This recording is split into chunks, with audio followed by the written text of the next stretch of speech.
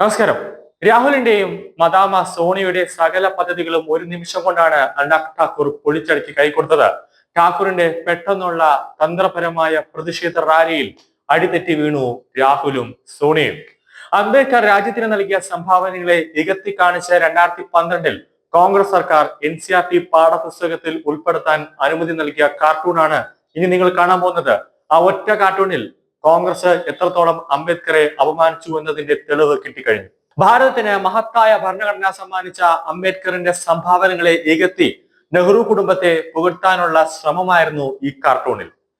തങ്ങൾ ഭരണത്തിലിരുന്നപ്പോഴെല്ലാം ആ മഹത് വ്യക്തിയെ അവഹേളിക്കാൻ ശ്രമിച്ച കോൺഗ്രസ് അംബേദ്കർ എന്ന് ഉച്ചരിക്കാൻ പോലും ഒരു അധികാരവുമില്ല.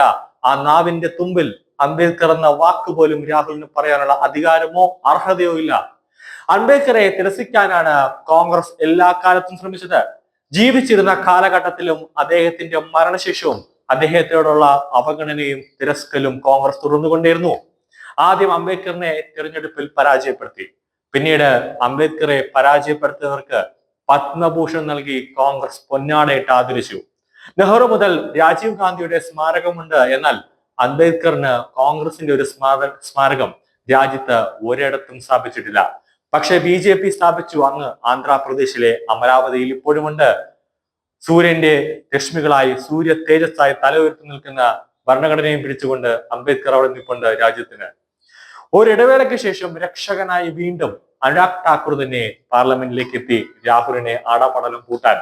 ബാബാ സാഹിബ് അംബേദ്കറുടെ പേരിൽ കോൺഗ്രസ് സ്കോർ ചെയ്യുന്നത് തടയിട്ടുകൊണ്ട് അംബേദ്കറിന് മേൽ BJPയുടെ ആദരവ് വ്യക്തമാക്കിക്കൊണ്ടുള്ള അനുരാഗ് ഠാക്കൂറിന്റെ നേതൃത്വത്തിലുള്ള പ്രതിഷേധ കുത്തിയിരിപ്പ് സമരത്തിൽ കോൺഗ്രസ് ശരിക്കും ഒന്ന് ഞെട്ടിപ്പോയി, നടുങ്ങി എന്ന് തന്നെ പറയണം. അങ്ങനെയായിരുന്നു ഠാക്കൂറിന്റെ ഒരു മാസ്മരികമായ രീതി. ഒരു കൊടുങ്കാറ്റ് പോലെയാണ് അനുരാഗ് ഠാക്കൂർ കടന്നു വന്നത്. അനുരാഗ് ഠാക്കൂറിനൊപ്പം സുഷമ സ്വരാജിന്റെ മകൾ ബാസുരി സ്വരാജും മറ്റ് നിരവധി വനിതാ നേതാക്കളും പ്രതിഷേധിക്കാൻ ഒത്തുചേർന്നപ്പോൾ അത് കോൺഗ്രസിനോടുള്ള ശക്തമായ പ്രതിഷേധവും BR അംബേദ്കറിനോടുള്ള ആദരവുമായി അത് മാറി.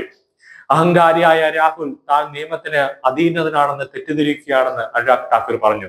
അതോടെ അനുരാഗ് ഠാക്കൂറും ബാസുരി സ്വരാജും ഹേമന്ത് ജോഷിയുമായി ചേർന്ന് രാഹുലിനെതിരെ പോലീസ് സ്റ്റേഷനിൽ ക്രിസ്മസ് ന്യൂ ഇയർ ആയിട്ട് ഡൽഹി പോലീസിന് ഒരു സമ്മാനം കൊടുത്തു. അങ്ങ് രാഹുലിന് ഡൽഹി പോലീസിന്റെ വകയായി രാഹുലിന് ഒരു സമ്മാനം കൊടുക്കാൻ.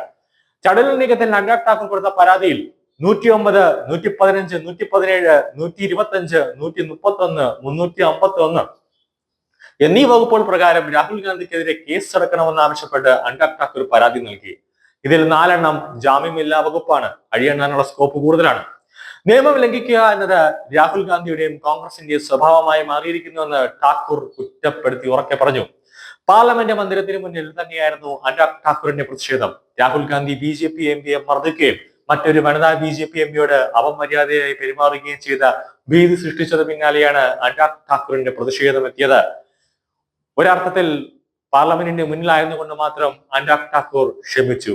വേറെ പരസ്യമായ സ്ഥലത്ത്, അതായത് ആരും കാണാത്ത ഒരു രഹസ്യ സ്ഥലത്തായിരുന്നെങ്കിൽ ചിലപ്പോൾ ഠാക്കൂർ രാഹുലിനെ ചവിട്ടിക്കൂട്ടിയനെ. യഥാർത്ഥത്തിൽ ബാബാ സാഹിബ് അംബേദ്കറിനുള്ള അപമാനം സഹിക്കില്ല. അതുപോലെ തന്നെ ഹിന്ദുസ്ഥാൻ എന്നായിരുന്നു അനുരാഗ് ഠാക്കൂർ വിളിച്ച ഒരു മുദ്രാവാക്യം. കോൺഗ്രസ് മാപ്പ് പറയുക, ഗാന്ധി കുടുംബം മാപ്പ് പറയുക തന്നെ വേണം. ഗാന്ധി കുടുംബം എന്ന പേരിൽ വെച്ചുകൊണ്ടാണ് രാഹുലും സോണിയയും ഇത്രയും കാലം നമ്മുടെ ഇന്ത്യയുടെ ഔദാര്യത്തിൽ ജീവിച്ചുകൊണ്ടിരിക്കുന്നത്.